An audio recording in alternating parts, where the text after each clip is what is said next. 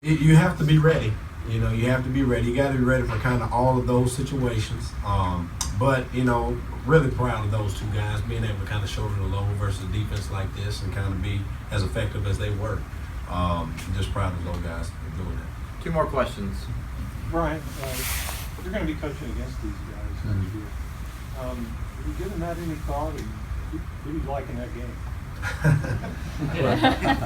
I'll say this, just like any, and these guys know, just like any other week, where I'm working, they're going to get all I got. They're going to get all I got to do the best I can and make sure that my guys are ready to play. So just like I did with these guys, all my effort and energy will be in those guys.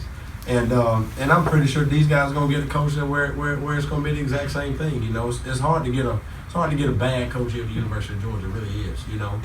So those guys have nothing to worry about in that regard. And just like I said, Georgia was here way before I was here. It'll be here after I leave. So. Apologies if it had been asked already. What were the difficulties in preparing for this game, given the circumstances that the program was going through? It wasn't many.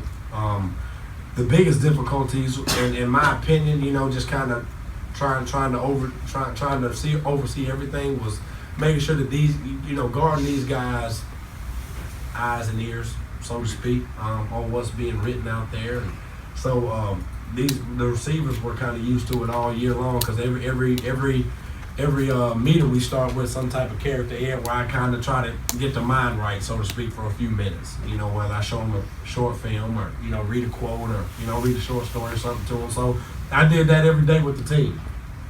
So we had a team meeting every single day, just focusing on why you work hard or why you work together or things like that. And those guys, they took to it. Those guys took to it and understood exactly why I was doing what I was doing.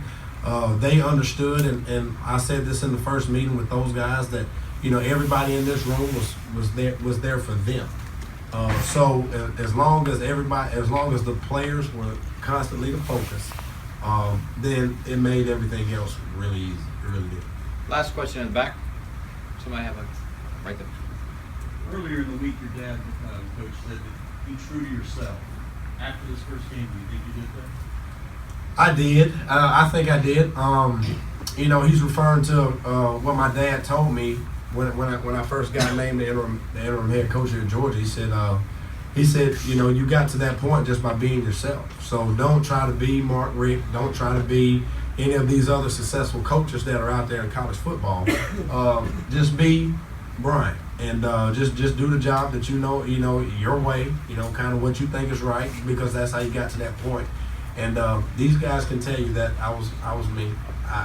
These guys can tell you out there in practice, and kind of even I may have said the same message, but maybe not the exact same way Coach Richt would have said some things, to the team. But I thought I did.